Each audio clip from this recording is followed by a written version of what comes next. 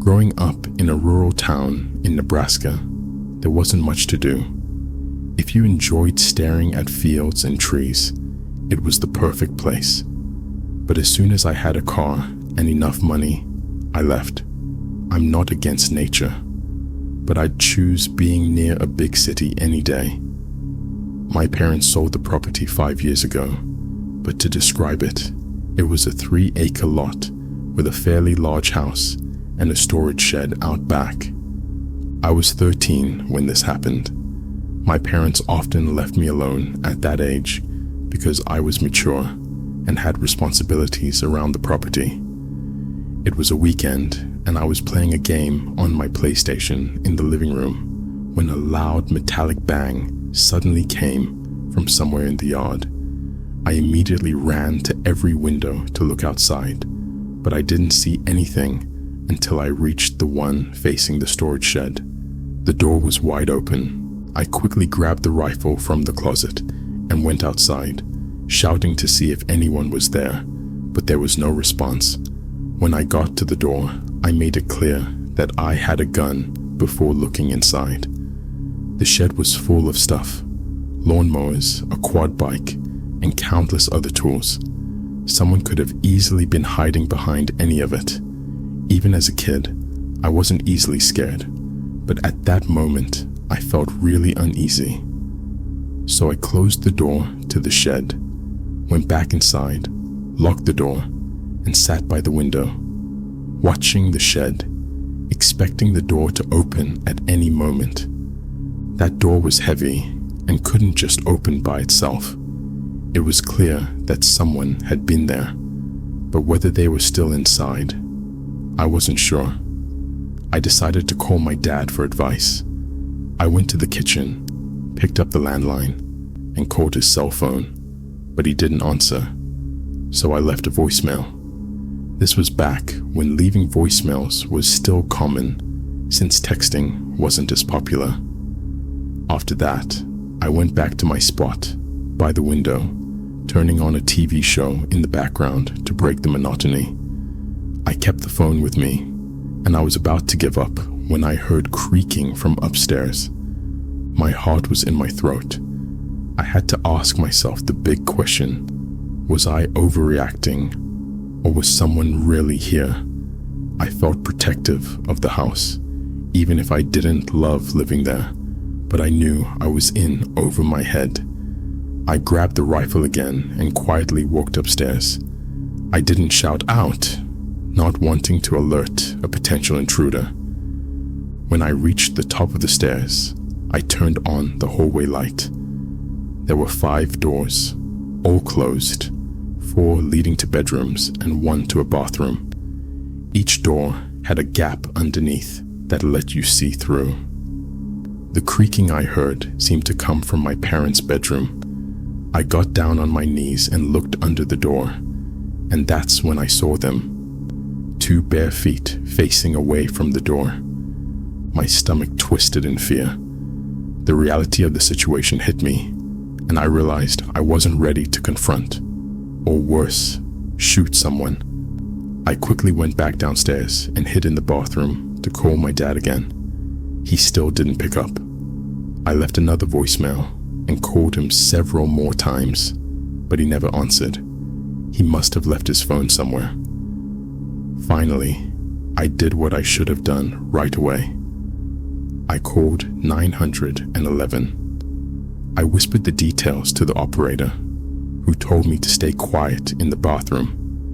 I heard footsteps coming down the stairs, then stopping right outside the bathroom door, as if the intruder somehow knew I was in there. The footsteps paused, and then I heard a deep voice say, "What's up, kid?" I still remember that voice and those words so vividly. If I heard it today, I'd recognize it immediately. I was terrified, almost in tears. Despite what the operator told me, I spoke up. I said loudly, "I'm on the phone with the cops right now, and I have a gun." I put the operator on speaker, and she asked if everything was okay. The man tried to open the door, but when he realized it was locked, I heard him walk away. The footsteps faded, and then I heard the back door slam. I let out a sigh of relief and waited for the police to arrive. When they did, it felt like a huge weight was lifted off my shoulders. After they thoroughly checked the house and confirmed the man was gone, they asked if I had somewhere else to stay that night. I said yes, at my uncle's house.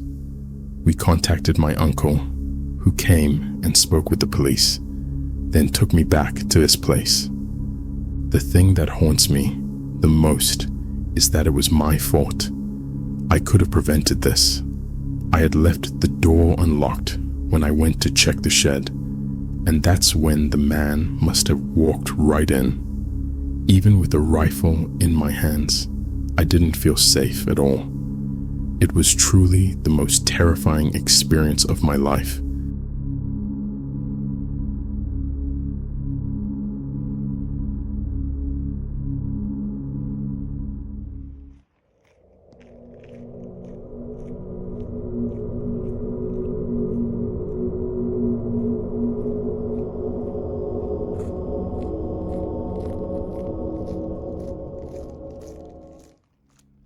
I was 18 when my parents went away on a week-long anniversary trip.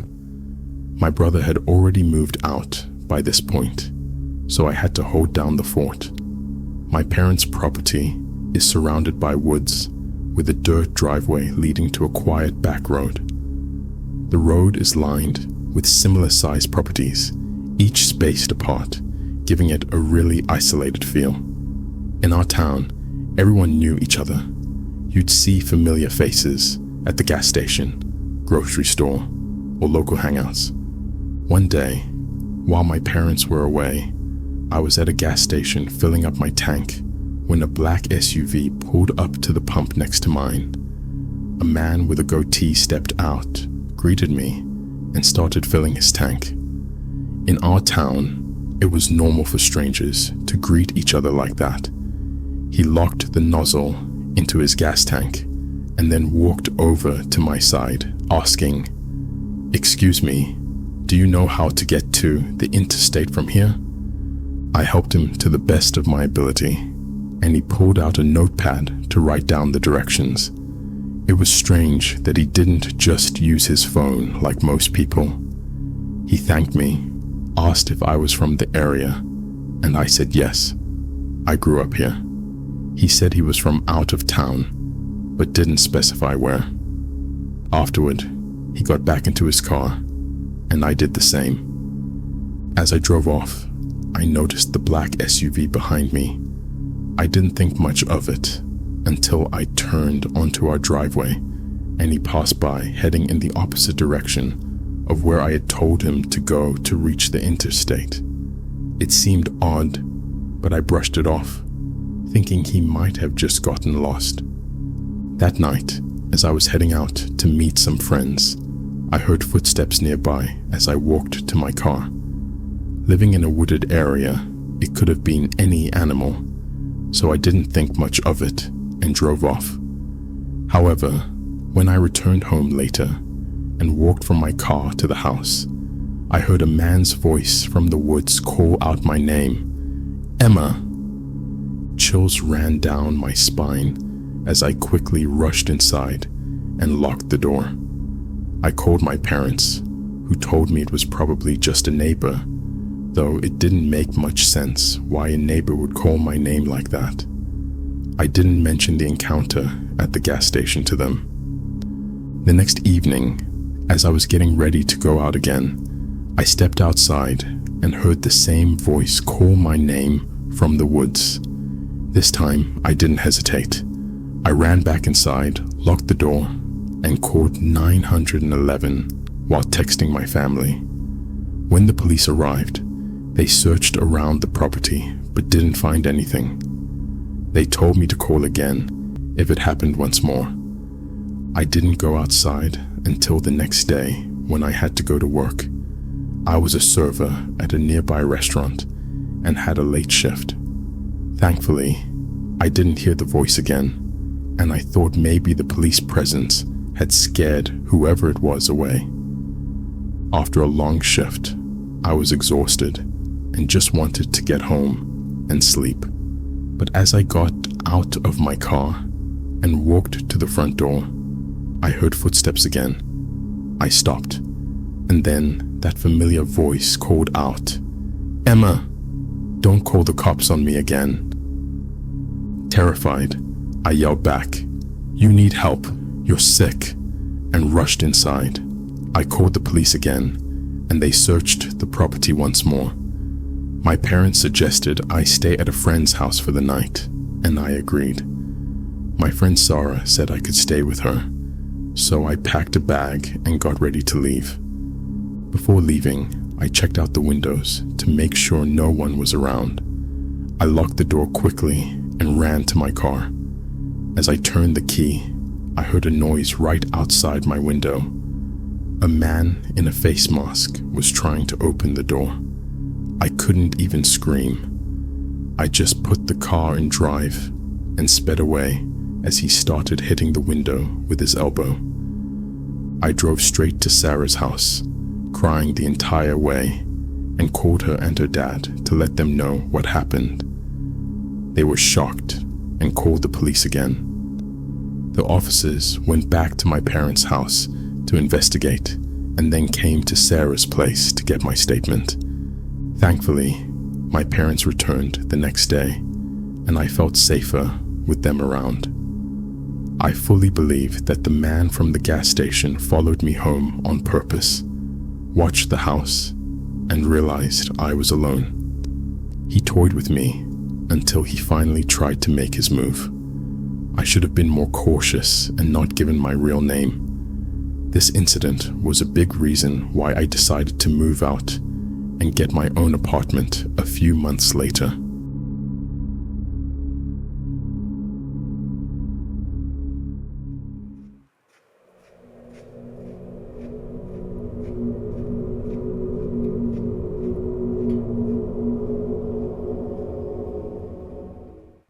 One night, when I was home alone, my family was out, though I can't recall why. I was around 15 or 16 years old, and back then, I was really into gaming, especially StarCraft. I'd often spend weekend nights immersed in it, especially just before the lockdowns began. I was playing StarCraft on my computer in my first floor bedroom when the doorbell rang twice. Not wanting to be away from my game for long, I quickly rushed to the door. When I got there, I asked, "Who is it?" as I always did when I was alone. A soft, weak voice responded, but I couldn't make out what they said. It sounded like a woman. I opened the door, leaving the storm door between us, and saw an older woman standing there with a big smile. She had her hands behind her back. Through the door, I asked, "Can I help you?" She said she needed to use a phone and asked if she could come inside. Ever since I was a kid, I was taught never to let strangers into the house, not even women. I felt awkward, not knowing how to turn her away, so I directed her to the library a few blocks away, knowing deep down it was probably closed. I was just trying to get this stranger to leave. She kept smiling, but her next words didn't match her expression. She said, "That's very rude to turn away an old lady asking for help." I replied the only way I could think of. My parents don't allow strangers inside. It's a house rule. As I slowly started to close the door, still apologizing, she just stood there, not moving, but still smiling. Though her smile hadn't changed, it suddenly felt much more sinister. I was heading back to my room when the doorbell rang again. There was no way I was opening the door this time. Something felt off about this woman from the start. Maybe something was wrong with her, or maybe she wasn't all there. But I wasn't going to open the door when I was home alone. I went back to my game, but not long after I sat down, I heard something tapping on my window. a metal clinking sound. The window was right in front of my desk, but I had the blind pulled down, so I couldn't see what was making the noise, though I had a pretty good idea. My room was the only one with a light on in the house. The thought that it was the same woman terrified me. I turned off my computer's sound. I didn't care about the game anymore. The clinking sound persisted, so I said to myself, "Forget this," and moved to another room in the house. I sat in the dark living room for a bit when the doorbell rang again. This woman was harassing me now. I tried to convince myself she wasn't a threat, just a confused old woman who didn't know where she was. When she rang the doorbell a second and third time, I finally decided to open the door and ask if there was someone I could call for her. But when I opened the door, a man was standing there instead. He looked about 10 years younger than the woman. Through the storm door, he asked, "Have you seen my mother?" I replied, saying yes. She came to my door earlier. He apologized, saying she had dementia and had wandered off. I suddenly felt bad, but then he asked if he could come in for a minute. Again, I felt awkward. Why did he need to come inside? I told him the same thing I told the woman who he claimed was his mother, that we could talk through the door. Then I suggested she might have gone into my backyard because I heard something at my window. I told him he could check the backyard if he wanted. He thanked me and walked down the walkway, and I thought he went to the back. But when I looked out the back window, expecting to see him, there was nobody, not him or the woman. This was all too strange. I went to bed earlier than usual that night, leaving the TV on for background noise. But then I heard that same clinking sound on the window again. Someone was tapping something metal on the glass.